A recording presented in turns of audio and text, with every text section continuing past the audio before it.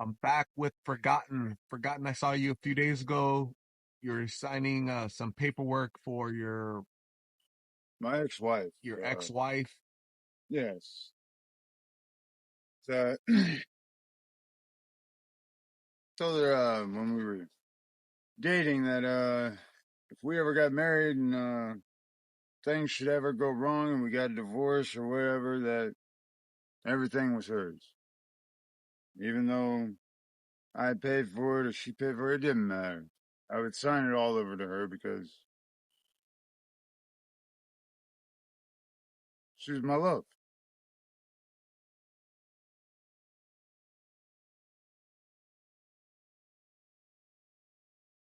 So yeah, that was the my house in Cincinnati and my property in Montana. So I guess that finalizes everything. There isn't anything pending between you guys anymore? Like anything to hold you guys together? No, Just memories, huh? yeah.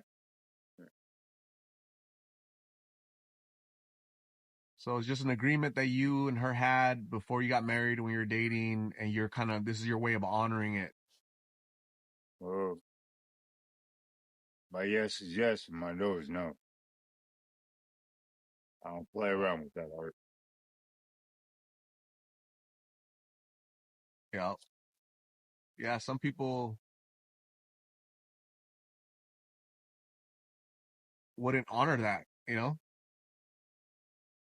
course, too busy about themselves.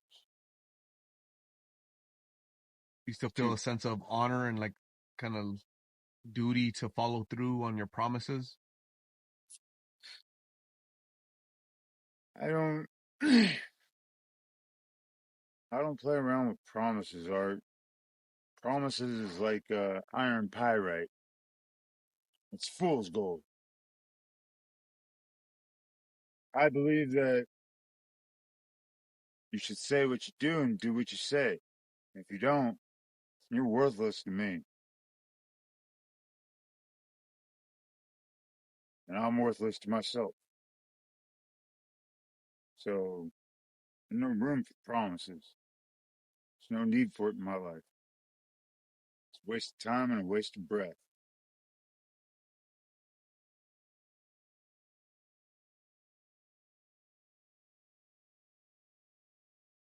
Yeah, I'm sure she's very appreciative of you taking the time to follow through and sign over those deeds so that she can manage those properties and do what she needs to do for her life, right? So so awesome. Yeah. Uh, Great job, Forgotten, of just honoring your commitment, man. Just I think a lot of sober people would struggle with that.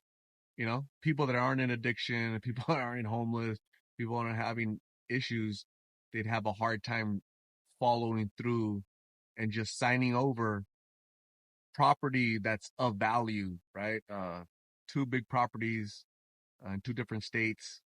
I'm sure the value on that is increased when you purchased it, and you're just signing it over because you believe in honor your word and commitment. So that's commendable. So yeah. Um, Chris Martin, the guy with the wheelchair. Uh, I can't, remember how me and you were asking.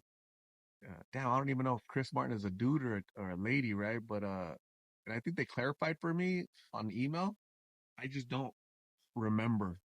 But anyways, Chris Martin reached out and said, "Hey, what size shorts does Forgotten wear?" And I said, "You know what? I have no idea. Maybe extra large because you have like a thin waist, but your legs are really long."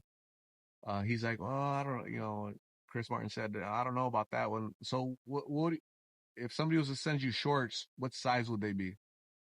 Uh,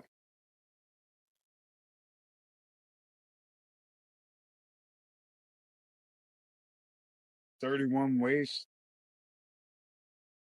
maybe 32 waist, but probably 31. And if the ends of the shorts drag on the ground when you're wearing them, they're probably long enough. Basically, what you're saying is long shorts, right? Like those long ones, not the little ones. Yeah. Uh, to cut because you're very long legged, so you want that to cut that coverage.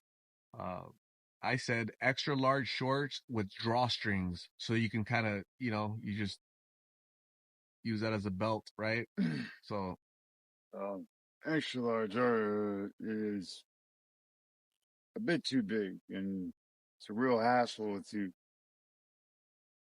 hold them up with one hand and pull on the drawstrings with the other and try to make it all work. I have to got it. fall up against a wall to hold the shorts up so I Yeah. can tie the drawstring. So yeah, extra large is way too big. So large or medium? Medium. Got it. Okay. Uh, I used to be a large when I was up and moving around and working. But when I 6'10". What was your normal walking weight back then when you were sober, enjoying life? 240, 250? depend on the time of year. During during the time of year when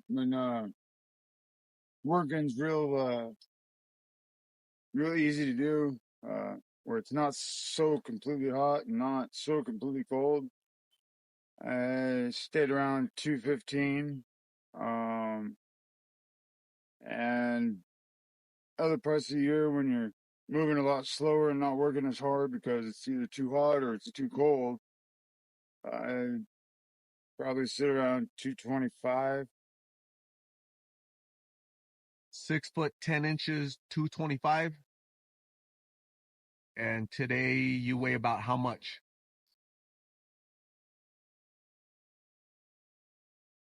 About a toothpick soaking wet. 180, 170. I haven't a clue. I have no idea.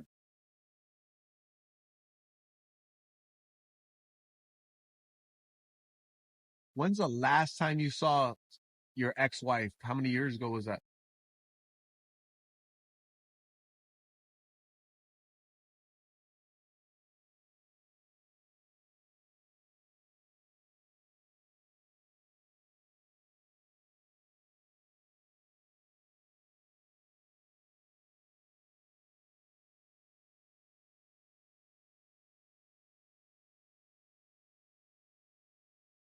Probably coming up on 5.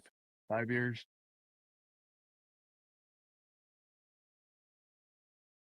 Is that the same for like family, like brothers and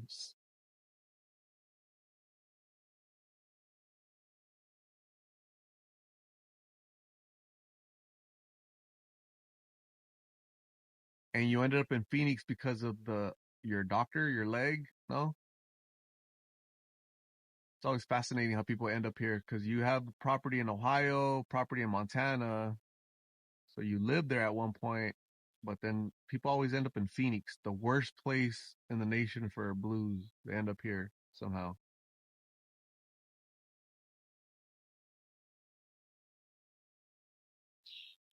I couldn't honestly say.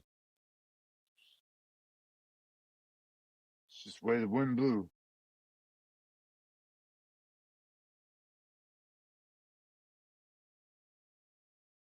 You kind of customize your new wheelchair. You put some little storage bins. Well, I got sick of carrying things on my lap because I can't use my pockets no more. So carrying it on my lap, it would just constantly fall off, and I'd lose stuff because it would fall through the cracks, and a wheelchair isn't like built where it's one solid piece. It's there's